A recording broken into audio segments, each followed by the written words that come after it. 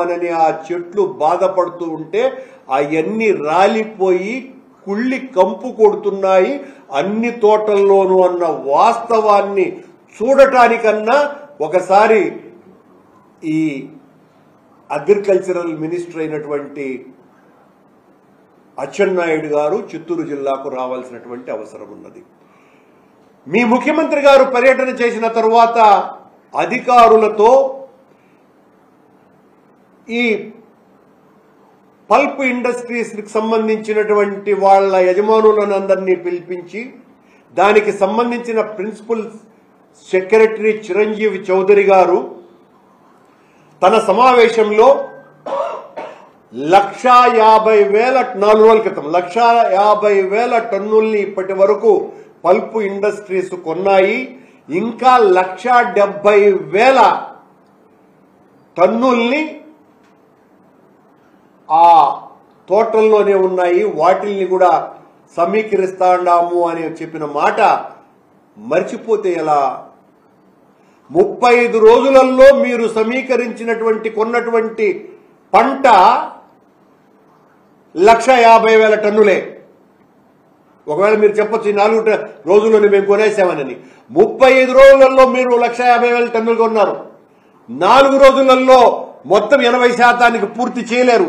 ఇది ఆచరణ సాధ్యం కానటువంటి విషయం. అంటే అచ్చెన్నాయుడు గారు మొత్తం అన్ని తప్పులే చెప్పినారు. డబ్బులు ఖర్చు పెట్టి జనాలను తీసుకొని వచ్చినారంట. డబ్బులు ఖర్చు పెట్టి జనాలను తీసుకొని వచ్చేటువంటి సంస్కృతి మీది. ఈ రోజున మీరు ఆ అధికారంలో ఉండి మీ కార్యకర్తలలాగా పోలీసు వాళ్లను వాడి కొన్ని వందల మంది మీద లాఠీ చార్జీలు చేసి కొన్ని వేల మందిని నోటీసులు ఇచ్చి దారి పొడుగున బ్యారికేడ్లు కట్టి మైకుల్లో భయపెట్టించి ఇంత చేసినా గుట్టలు, కొండలు, అడవులు, తుప్పలు వీటన్నింటినీ కూడా దాటుకుంటూ పరిగెత్తుకుంటూ వచ్చిన వాళ్ళు కిరాయి మనుషులు అవ్వరు, దగా పడ్డటువంటి రైతులే అనేటువంటి విషయాన్ని గ్రహించలేకపోతే, మీరు ఇప్పటికైనా కళ్ళు తెరవలేకపోతే మాకు పోయేదేమి లేదు, వచ్చేదంతా మాకు లాభమే. ఇలాంటి నిర్బంధాలు మీరెంతగా చేస్తే జగన్మోహన్ రెడ్డి గారు ఇంతింతై వటుడింతయై నభో వీధిపైనంతై తోయద మండలాగ్రమున కల్లంతై అని ఆనాడు వామనుడు ఎంతగా ఎదిగిపోయినాడో ఈ రోజున జగన్మోహన్ రెడ్డి గారు కూడా మీరు ఎంత ప్రతిఘటన చేస్తే, ఎంత ఒత్తిడి చేస్తే, ఎంత అణిచివేత చేస్తే అంత పెద్ద ఎత్తున జనామోదము జగన్మోహన్ రెడ్డి గారికి జనాగ్రహము మీ మీదికి మళ్ళుతుంది అన్నటువంటి వాస్తవాన్ని గ్రహించాలి.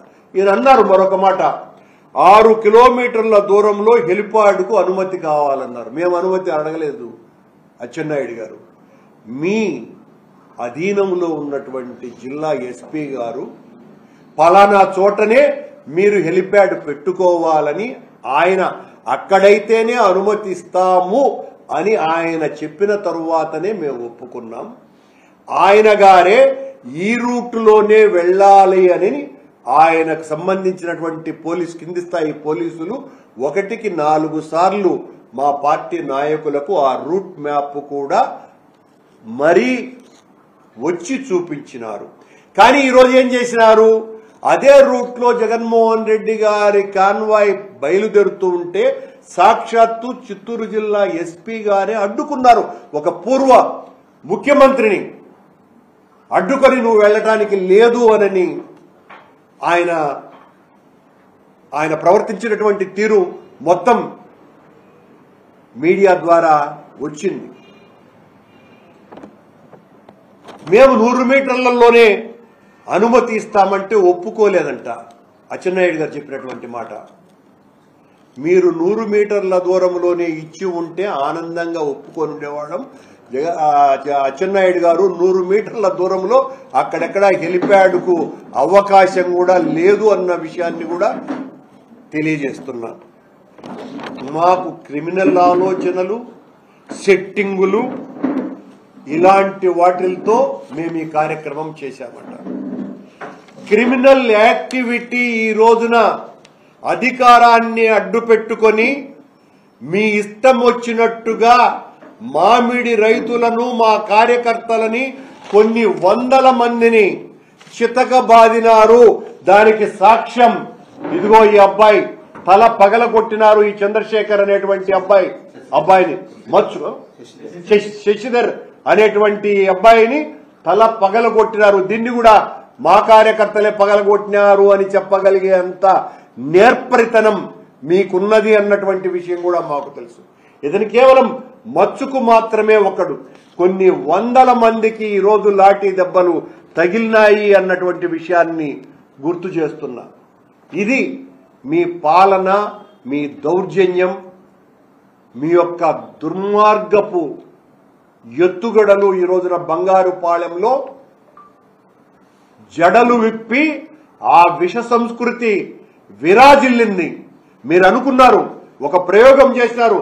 ఈ రోజు ఈ 1600 మంది పోలీసులు, 3 ఎస్పీలు, వీళ్ళందరితో జగన్మోహన్ రెడ్డి అనే వ్యక్తిని అడుగు కూడా బయటకు రానివ్వకుండా, ఏ ఒక్క కార్యకర్త మామిడి రైతు ఆ దరిదాపులకే రాకుండా ఉండాలని తెలుగుదేశం పార్టీ కూటమి ప్రభుత్వం ఒక గొప్ప ఎక్స్పెరిమెంట్ చేయడానికి ప్రయత్నం చేసింది. దాన్ని మామిడి రైతులు, మా పార్టీ కార్యకర్తలు పటాపంచలు చేశారు, చిన్నాభిన్నం చేశారు. ఇది జగన్మోహన్ రెడ్డికి ఉండేటువంటి బలం, ఇది జగన్మోహన్ రెడ్డి గారికి వెనుక ఉండేటువంటి కార్యకర్తల యొక్క గుండె ధైర్యం, వాళ్లకున్న స్థైర్యం అని వాళ్ళందరూ కూడా తెలియచెప్పినారు. అలాంటి దెబ్బలు తింటూ కూడా జై జగన్ అని నినాదాలు చేసినటువంటి వాళ్లను క్రిమినల్ మైండ్ అని మీరనుకుంటే, స్వాతంత్ర పోరాటంలో దెబ్బలు తింటూ వందే మాతరం అని నినదించినటువంటి ఆనాటి స్వాతంత్ర పోరాట యోధుల స్ఫూర్తి ఈ రోజున మామిడి రైతులలో కనపడ్డది అన్న వాస్తవాన్ని గ్రహించలేకపోతే కళ్ళున్న కబోదులు ఎలాంటి వాళ్ళో మీరు అంతేనని చెప్పాల్సి వస్తుంది.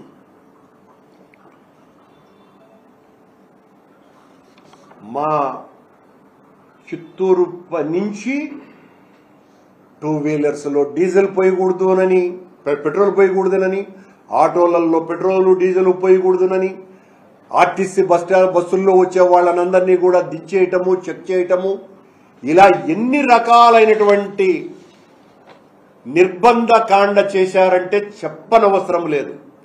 అయినా నేను 3 పోలీసు అధికారులకి మొత్తం అక్కడికి వచ్చేసినటువంటి నిర్బంధం చేయటానికి తెలుగుదేశం పార్టీ నియమించినటువంటి పోలీసులకు అందరికీ కూడా వైఎస్ఆర్ కాంగ్రెస్ పార్టీ తరఫున నిజంగా ధన్యవాదాలు తెలియజేస్తున్నా.